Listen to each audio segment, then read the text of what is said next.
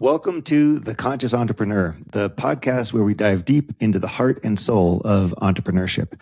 Today, we're exploring a topic that's crucial yet often overlooked in the business world: mental health.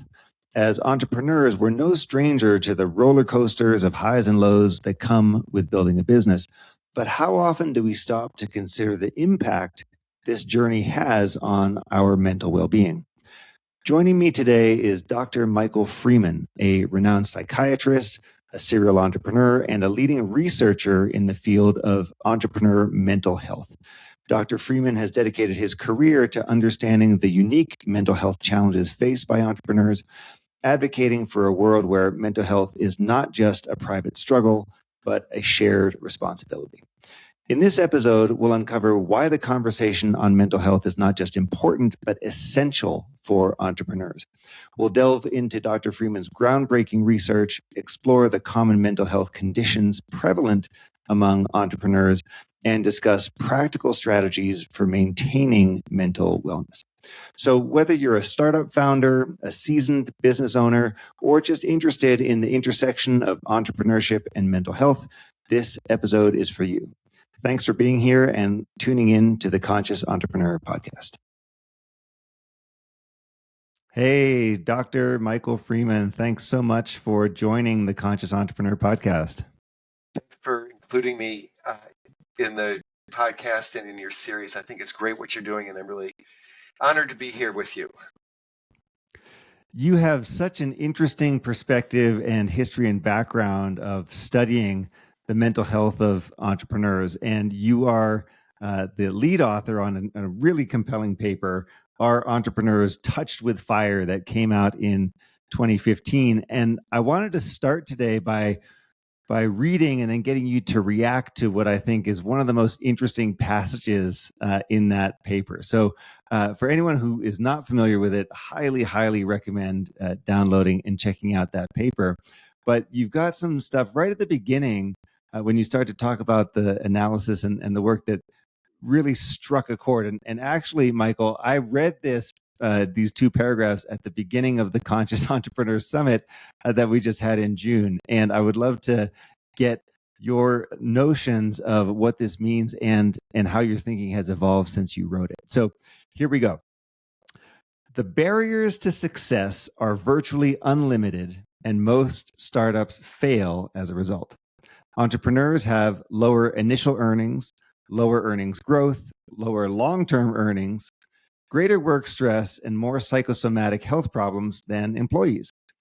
Why would anyone voluntarily accept the longer work hours, fewer weekends and holidays, more responsibility, chronic uncertainty, greater personal risk and struggle, and greater investment of emotional and physical resources required to be an entrepreneur instead of the security and long-term rewards of having a career? By conventional standards, choosing to be an entrepreneur is an exercise in bad judgment. And when I read that, everybody laughed because they're all sitting there questioning our life choices and what it is that we have done there. But your research shows two parts to this. And what I'm curious about is, what are your reflections on the typical profile of an entrepreneur, and how does that differ from everyone else who's out there? Thanks for running back to that lead-in.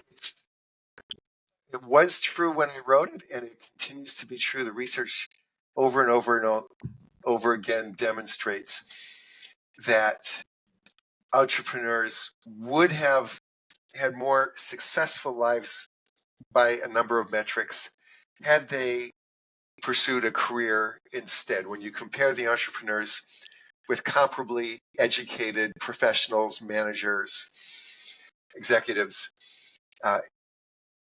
by all those metrics you just mentioned, the career people do better. And yet, there is a never-ending stream of people who are attracted into entrepreneurship and who, once they get started, don't want to quit.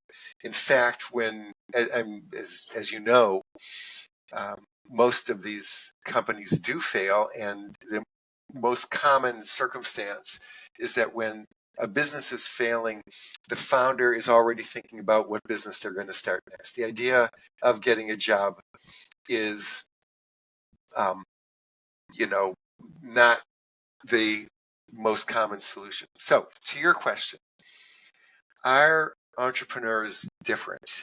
It's my version of our entrepreneurs touched with fire. The answer is yes. That is what the research has shown us over and over again. And the way I explain it to the entrepreneurs is that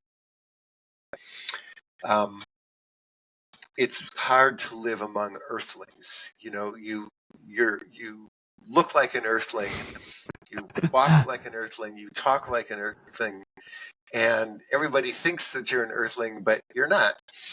You're different, and it's just a reality that you have to somehow adjust to and cope with, and make peace with. What are the differences? The differences are primarily in personality traits, which are 50% genetically transmitted. When it's genetically transmitted, that means to a certain extent, it's not really a choice. You don't really have a choice about whether you have brown eyes or blue eyes, whether your skin is one color or another color.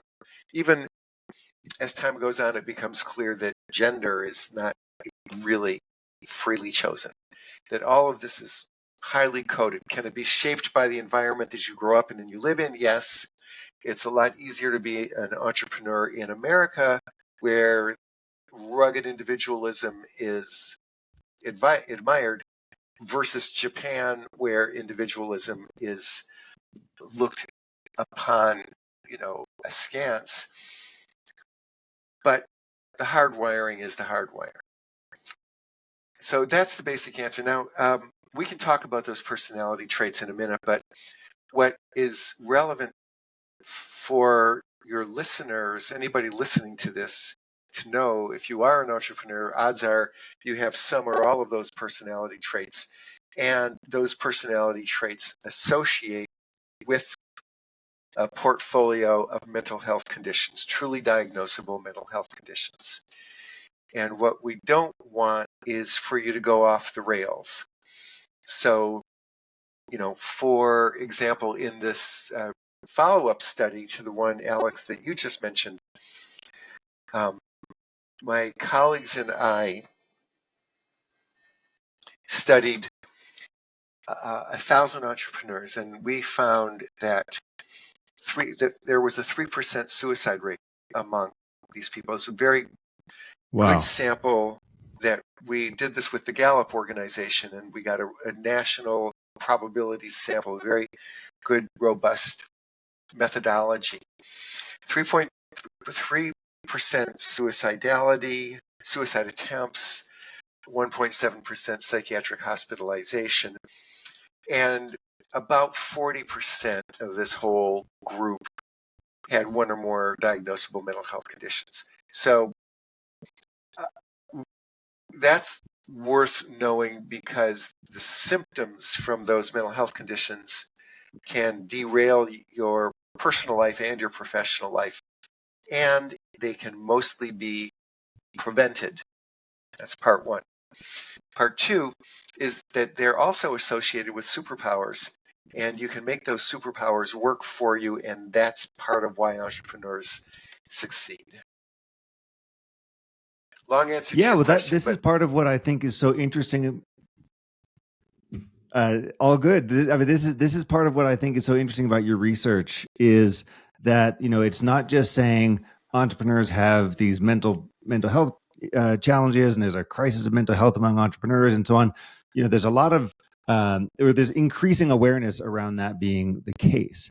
But what I really like about the way that you've approached this and the way that you're doing it is you're saying these mental health challenges go in concert with the things that make entrepreneurs who they are. So if you are going to be highly creative and driven and autonomous and out there trying to make an impact on the world and shape the world according to your vision, what I understand you saying is there's research that then shows those attributes are then linked to potential for mental health challenges. And having those come together is fascinating because, to me at least, it gives a very full picture of the entrepreneur as a human. So I like that. What surprised you about learning about this data? What were the things that really jumped out at you and you thought, wow, I never thought about that? One thing that really surprised me is that, well, there are a number of surprises. One thing that really surprised me is the extent to which, if an entrepreneur has one mental health condition, there's a likelihood of also having a second. So if an entrepreneur has ADHD, there's a likelihood of also having anxiety or substance use issues or something like that. So there's uh, a group of entrepreneurs that are even more at risk than your average bear. Another thing that surprised me is that we got some pretty compelling evidence to indicate, counterintuitively, unless you stop to think about it, that entrepreneurs with mental health conditions can actually get better business outcomes than entrepreneurs who don't have mental health conditions. Now, that's a surprise because everybody has been brought up in the world of shame and stigma around mental health to think that mental health conditions are some kind of disability or some kind of liability or limitation or whatever. But in our data, what we found was that, did Kate Spade, for example, have mental health issues that ultimately caused her to die by suicide? Yes, and that was really tragic. Did she also have unbelievable business outcomes and build this billion-dollar brand company that became global? Yes. And so if you happen to be a venture capitalist and you have entrepreneurs in your portfolio that have mental health conditions, and the odds are you have a lot of them, what that means is it's very worthwhile to get ahead of the dark side of all this, because the upside is just so great. So that was a surprising finding, and um, until you think about it, if you think of these all-star, highly visible entrepreneurs who knock it out of the park, like Richard Branson, for example, they actually are talk about their mental health issues, and you can see how it all comes together. Andy Dunn has been out there Wow. recently talking about bipolar disorder, and He has, he's yeah. he's another example. Right. He's someone who's had an incredible business, incredible outcome with bonobos, very successful person, and very open with And I think suffering 2 with hospitalizations. bipolar disorder and all that's going on. Yeah. Now, how, in your view, how do these traits, if we can call them traits, both empower and challenge entrepreneurs? So they're two sides of a blade, if you will. It sounds like there's different elements of it, and you mentioned Kate Spade as an example. But what are the sort of trade-offs there? How do you see both kind of the empowerment and the challenge side of these personality traits? My basic principle is that these superpowers are a good thing, but too much of a good thing can be a bad thing. So, let's talk about the two of us here on this podcast, because we're both entrepreneurs and we both have some of this flavoring in our own personalities. We wouldn't be here talking to each other if we weren't both extroverted. Extroverts are social, they're people, they like people, they get energized off of being involved with interpersonal events, and they find each other. And entrepreneurs, on average, tend to be more extroverted, and as a result, entrepreneurs are always going to conferences like the ones you host, because that's what extroverts do. They find Uh-huh. like-minded people, and so this is part of why you're so successful, and it's helped me be a better communicator about these issues that I care about so much.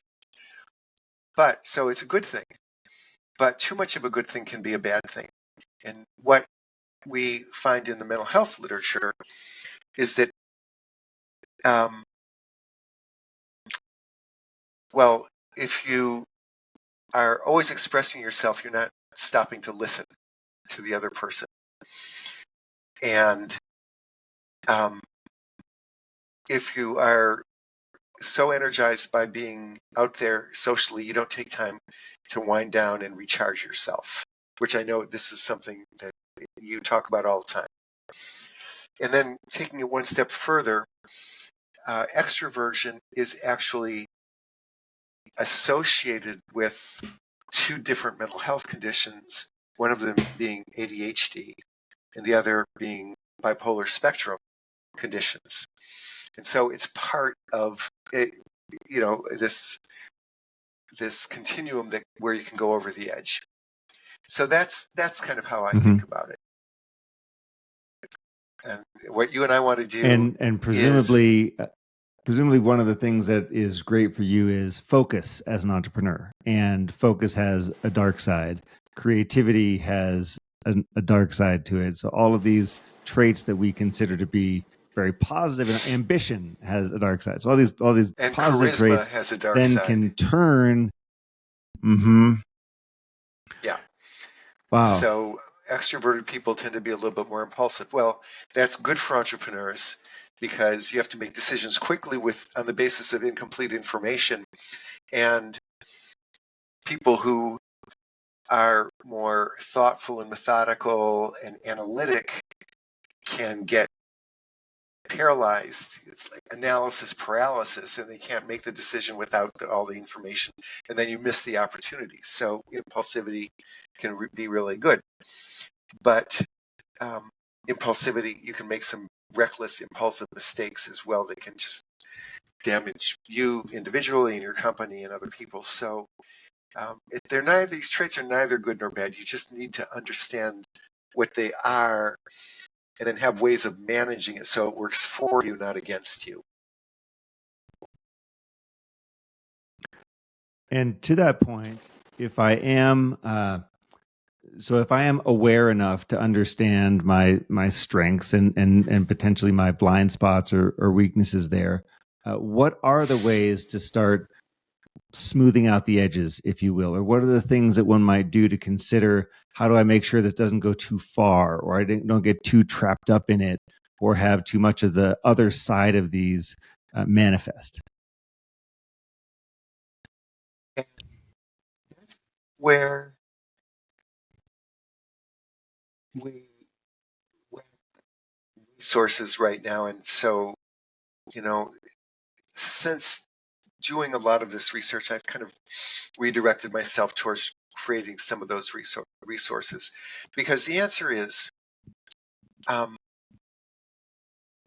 for every problem there is a solution, but you can't get to the solution unless you can really clearly identify what the problem is. And many people, you talk about what is a conscious entrepreneur. Many people are not conscious fully of their own how to describe their own basic personalities. You have your own way of talking about it. If I asked you, for example, if you're driving through an intersection and the light turns yellow, are you the kind of person that's going to rush through it, or are you going to hit the brakes and play it safe? And however you answer that question, you know what the answer is, but you don't know how to translate that into, therefore, I have this kind of a personality.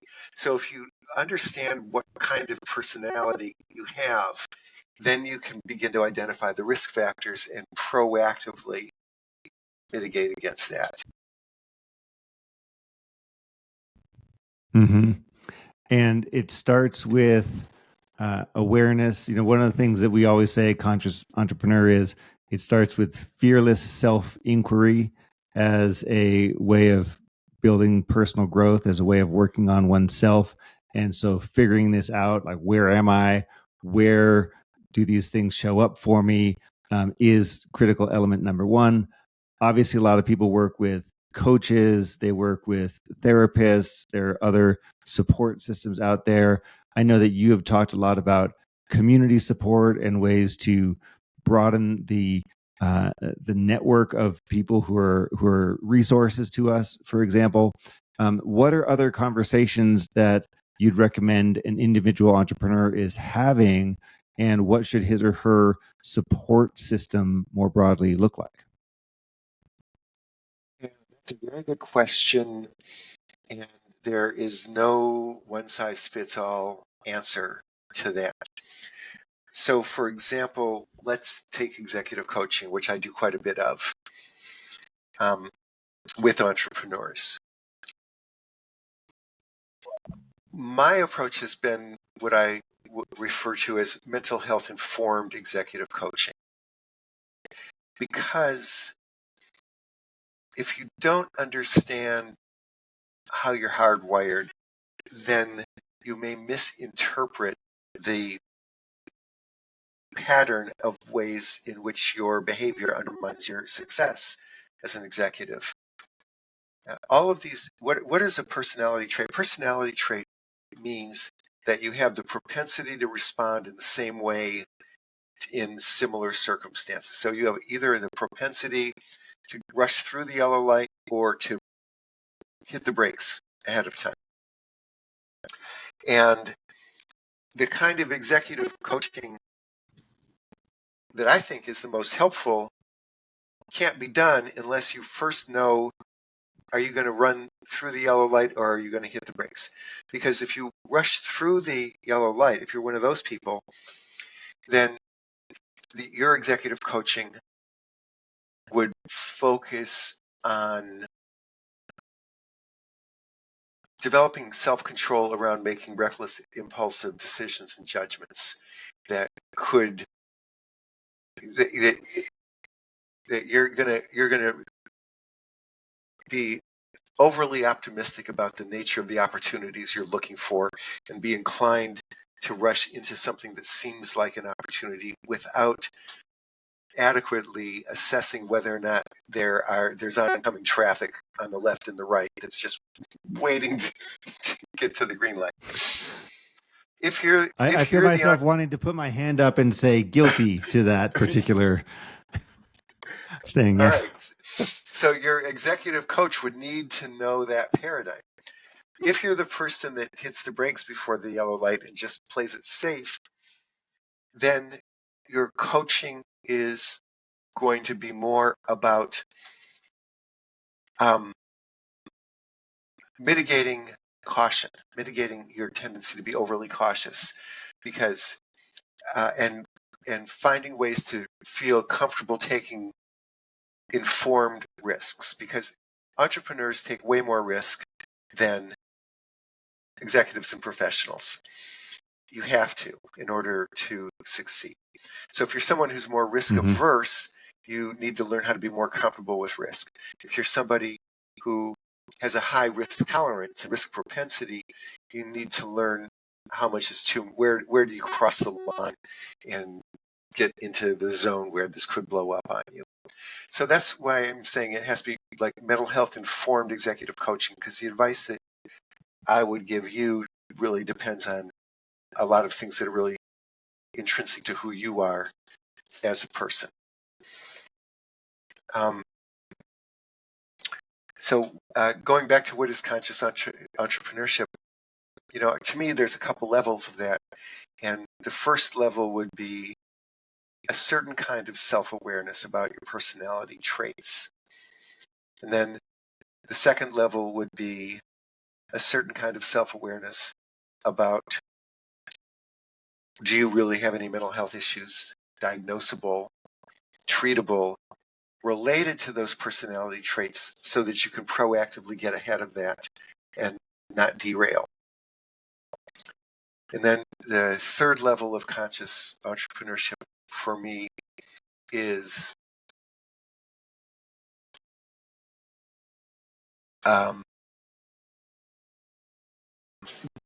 don't be overly identified with your business. Your business is not you. The entrepreneurs that I've worked with tend to feel like they are the hero in the action drama of their own startup. And that if the startup succeeds, that means they succeed. And if the startup fails, that means they're a failure. Not true. And so being able to get out of that mentality, I think, is a level of consciousness that allows you to be way less stressed out about building a business. I'm going to say guilty on that one also, of being way too overly involved and almost Invested. commingling my internal and external sort of roles, if you will. And be very careful feel about way that. too invested, feel like it's overlapping. Yeah. What I say to people is that net worth and self-worth are two entirely different constructs. And if your entrepreneurial journey takes you to end up with high net worth, most good, honest entrepreneurs will tell you it has a lot to do with luck. That doesn't mean you're a genius. I have been a serial entrepreneur myself. One of my companies did really, really well. And what was the smartest thing that we did? We just happened to be in the right place at the right time. That's it. We had a product that we introduced at a moment when a market rapidly expanded and we were the only solution. So we rapidly grew with the market. And 12 years later, that market imploded and our company imploded too. So was I a genius when we got started? No, I was at the right place at the right time. Was I like an idiot when the company failed? No, it's just we had a solution for a market that didn't exist anymore. But 6 months ago, that market existed, and then it just was blown up by disruption. So don't take it that seriously. And here's one study that I like to tell people about. It was a brain scan study done in Finland, really beautiful, where the researchers were trying to compare the death of a business with the death of a child. And they did brain scans on parents who had lost a child and entrepreneurs who had lost a business. And what they found out was that it was the same, that the entrepreneurs experience the loss of a business in the same way that parents experience the loss of a child. That's a huge mistake. It's not comparable at all. No. So that level of consciousness is just reframe what you're doing. Entrepreneurship, what that really means is you're testing hypotheses. Either the hypothesis, it was accurate or it was not accurate. And if the business fails, it usually fails for reasons that are beyond the control of the entrepreneur. And if it succeeds, it usually succeeds as a result of at least some things that were just incredible good luck. I appreciate the reminder to not take everything so seriously and to separate out the self-worth discussion from the net worth discussion. Those are really powerful reminders to have in our lives. You mentioned this question of, are you the type of person who goes through the light when it's yellow or who stops when the light is yellow? As kind of an indicator of other things that one might discover about oneself.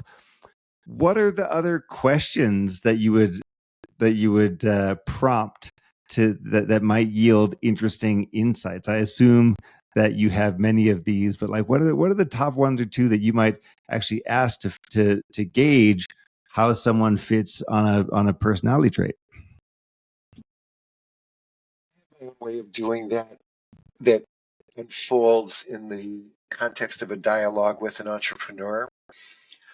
But if you're an entrepreneur listening to this podcast, what I would say is go online and look up Big Five personality traits and take a self-test to find out what your pattern of Big Five personality traits are.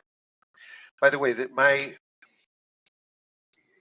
project that I'm doing right now is called Econa, Econa, Mm-hmm. and that stands for the Big Five personality traits.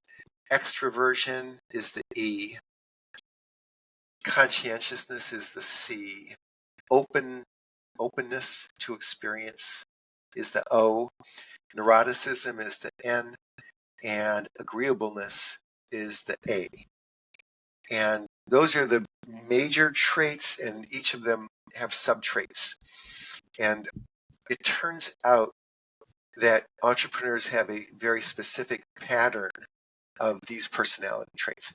So take one of those self-tests and find out what your pattern is, and then look up what does it mean. What do each of those things mean for you personally? And if you Great. and I were to, if you That wanted to be an executive coaching client of mine, as we were going through your circumstances, I would be asking questions to clarify all that. Mm-hmm. Fantastic. Very cool. Let's go back to what entrepreneurs can do to build a community support network or get resources around them. I know that that's something you consider really, really important. What other vehicles are out there? I do think that that's important. And on one hand, entrepreneurs are advantaged for this because of extroversion. On average, entrepreneurs are more extroverted, meaning more outgoing and more social. On the other hand, being an entrepreneur is kind of a lonely place because all of the responsibility and all of the decisions end up being yours. And so entrepreneurs end up feeling quite isolated for that reason. So what I recommend is really, a couple of things. Number one, I have come around to believing in entrepreneurship network organizations such as Entrepreneur Organization or YPO or Vistage or Startup Grind or Global Entrepreneurship Network. And there's more of them out there. Some of them are local where you live, and some of them are all over the place. I would say join one of those that works for you, because what they all have in common is they all channel you into something that they call a forum, which is a group of about 10 other entrepreneurs where you talk about some blend of business and personal issues. And that turns out to be a very good reference group, support group of people who are going to understand what you're going through. And if you don't want to, if you're not the kind of person that joins organizations, which is quite common among entrepreneurs, I would say nonetheless, find a handful of entrepreneur buddies that you can be in regular connection with and have authentic relationships. You're not trying to impress each other and kind of, always be crushing it and knocking it out of the park every time you get together, but just have authentic relationship. Have a group of entrepreneur friends where the shared culture is around authenticity and mutual support. And then and an opportunity to sort of take off the mask or remove the armor, if you will, connect authentically with other humans who are also going through the ups and downs, the whole roller coaster of building their businesses and doing all their stuff, and be more human. And by the way, this is exactly what we do at the Conscious Entrepreneur Summit. So that's we don't have forums yet. I don't know where we will, but we don't have forums currently. But as a gathering place, it's a place to all say, hey, let's talk about what are we going through together. And the togetherness, the idea that, oh, I'm not alone in doing this, does wind up being really, really powerful to help people and to help them to see, hey, I got this, I can get through this, give them confidence, give them the inspiration that they might need at that particular point in time. Yes, that's great that you do that. And if you want to add another product feature to your summit, it could be some leadership training about how to lead authentic support groups for entrepreneurs, so that when conference attendees go home, they have some skills to to bring these groups to life. It doesn't happen by accident. It has to be very intentional. And that's why the organizations like that I mentioned, the networks, they have an infrastructure around these forums so that people know what to do and how to do it. And then part two is your friendship circle of people who have nothing to do with entrepreneurship.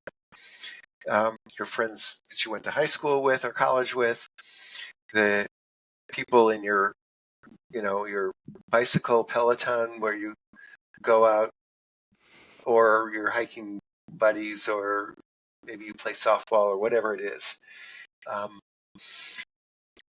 And family members, your close family. So like friends and family where you can turn off entrepreneur mode and be recognized and valued and appreciated for who you are as a person, not what you achieved in the last couple months.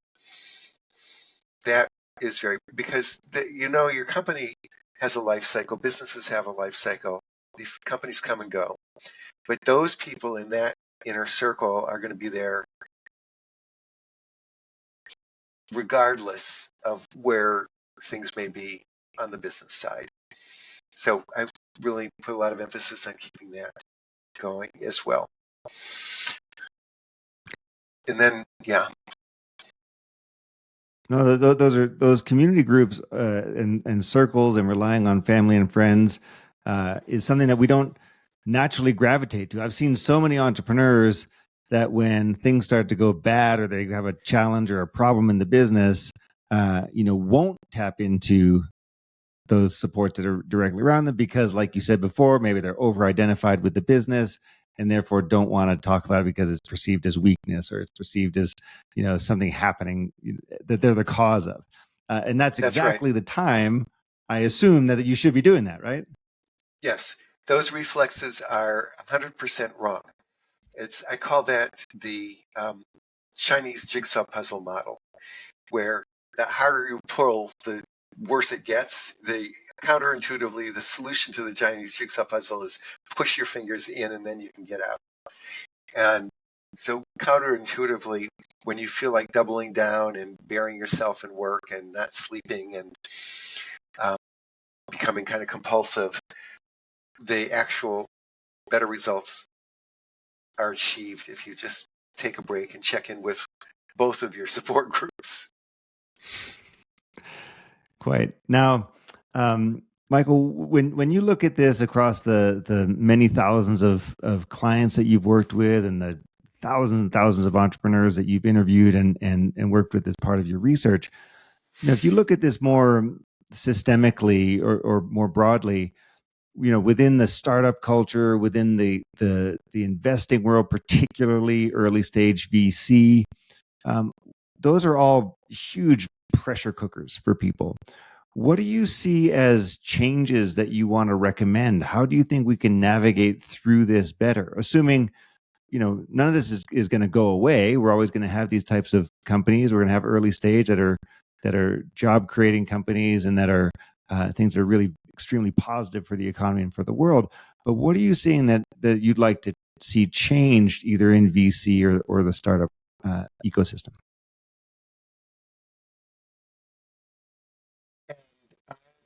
am,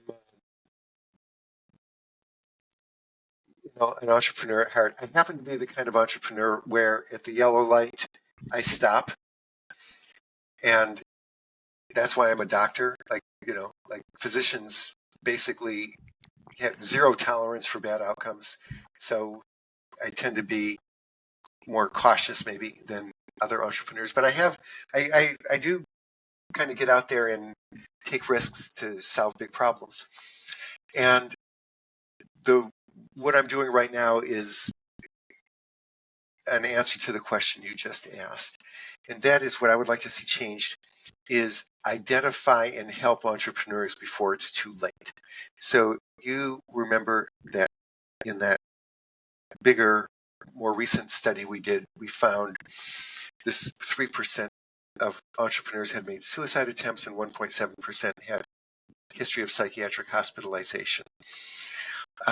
And therefore, with my little team, we are building a screening instrument to identify entrepreneurs at occupational and emotional distress so that we can provide some kind of early intervention safety net. There's no mental health safety net for entrepreneurs right now. So step number one is screening and detection and early intervention. And and as you said, that is a systemic issue. It's not an individual issue. So this is to be done with venture capital firms to screen an entire portfolio, or with development banks to screen large numbers of business borrowers, or with one of those networks to screen, thousands of entrepreneurs who are in YPO, something like that. So I would say if anybody who's listening to this podcast right now works with populations of entrepreneurs like that, I'd be happy to talk about that. So that's what I think needs to happen next. I know that you've been involved with other groups and projects. One of them being the Founder Mental Health Pledge, which was set up by our mutual friend Naveed Lalani. That's furthering the conversation between entrepreneurs and investors and wider groups around this. I know that you've also been involved with Startup Snapshot and the work that Yael is doing. Now, are these all part of eroding the stigma around mental health with entrepreneurs? Are we doing enough to change the conversation? Yeah, you're doing more and more. And my basic attitude is if anybody is doing anything in this space to reduce stigma and to improve the well-being and mental health of entrepreneurs, I'm personally very happy to support it. And so I'm very happy to support the Founder Pledge and Startup Snapshot and your podcast and whatever. That's, I think, what I would like my contribution to be, is to elevate and amplify that dialogue and bring solutions, real solutions. So at the end of the day, we can alleviate some of the pain and suffering and bad outcomes that entrepreneurs experience, and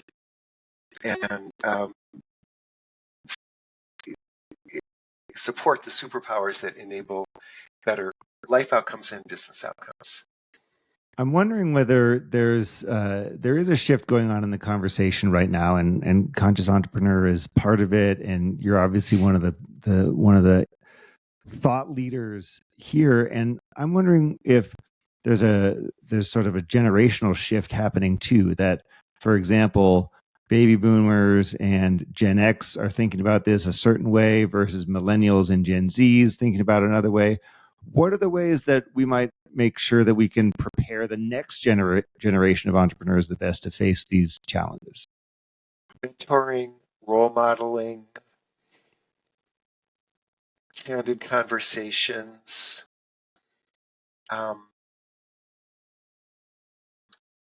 having on-ramps to support services. I think those are some of the ways it can be done. I think the fewer clicks, the better. The easier it is to get support and help, the better the outcome is going to be. I think it's best to start at the incubator level, the accelerator level, with the early stage entrepreneurs, because the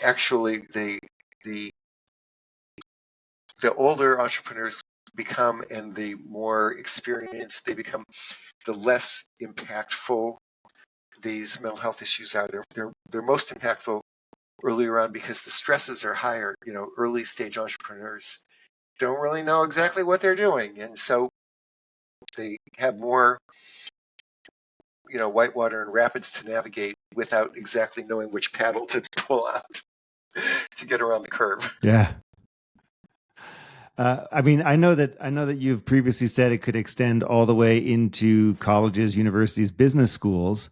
Business For example, schools, yeah. I got an MBA. I got an MBA at INSEAD in France and Singapore, and I don't remember conversations around mental health in general, let alone mental health in entrepreneurship. It might have changed because it's been a long time since I got my MBA, but we can basically reach that far down into the educational system to destigmatize the conversation and to make sure people are starting to engage about this. I really endorse that. Again, any of your listeners on this podcast who have anything to do with entrepreneurship education and development, be it a university-based entrepreneurship program or an incubator accelerator, um, definitely include a module about mental health. And some do. Some are beginning to do that. Mm-hmm, mm-hmm. Are you a believer in work-life balance? Is that a thing for you? I know can be a controversial topic. Some people saying there's no such thing, and other people being very strict adherence to work-life balance. I believe it's different for different people, but on average, I would say yes, with the caveat that balance doesn't mean the same thing for everybody. And I'm a big believer in restoration, taking breaks, getting out, exposure to nature, having the kind of social world that I described. I'm a big believer in sleep.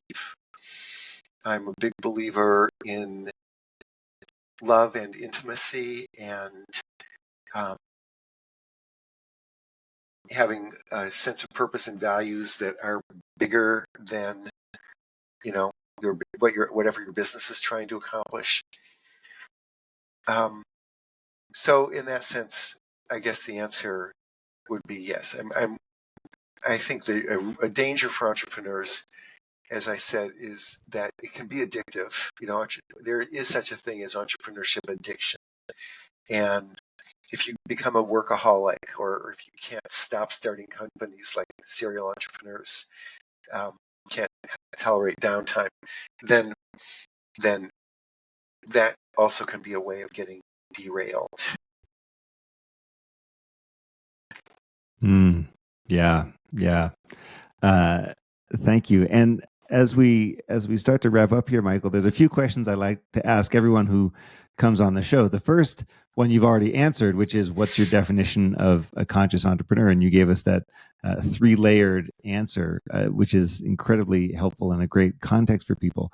The other two that I always like to find out about are, first of all, what's your practice for maintaining your well-being and resilience and mental health? So what happens in your life on a daily, weekly, monthly basis in that regard? For me, number one is sleep. I love sleep, and I make sure to prioritize that. Number two is exercise. I exercise, I wouldn't say every day, but regularly and vigorously. And number three is nature exposure. I deliberately chose to live out here in California near the redwood trees where I can go out for hikes. I can hike to the ocean from my house, and I do. You know, tomorrow with my two buddies. That's what's happening. And speaking of the two buddies, neither of them are entrepreneurs, and so friendship and the kind of social circle I described, I have that for myself.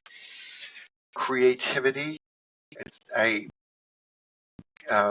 belong to a group of guys that write poetry, and every month we have to come up Oh, with a new cool. poem. Yeah, it's very cool, and it opens up a whole creative side that otherwise I would not have access to. And then I my wife and I belong to another group, which is in this case it's couples, and we watch movies together and discuss movies. So again, parts of your life that have nothing to do with entrepreneurship, keeping that active. That would be my practice. Some mindfulness meditation. I think that's a good source of resilience as well. Great. Thank you. And when you are on your journey, and I mean, of course, you've produced a lot of the literature around these topics, both with that 2015 paper, "Are Entrepreneurs Touched by Fire," and now what you're doing at Icona. But what do you typically recommend to people? Are there books that you love to give away and reference? Are there videos that you are always recommending? What are the resources that you are often referencing or recommend as a first step for folks? Yeah, again, I don't really have a one size fits all, because the resources I might recommend to you might be different from the resources I would recommend to somebody else based on whether or not you rush the stoplight. But I would say the one thing that I do think does apply to everybody is to really know what your sense of purpose is as kind of your highest order of guidance. Like, what is the point of the exercise? What is going to matter to you? What are the values that keep you oriented? For me, it's pretty simple, and the most successful businesses tend to be the ones that are the most simple. And so make sure that you have alignment between with whatever really is your value and your purpose as an individual, and how you conduct yourself in your individual relationships, and also in with your business. That to me would be the guidance.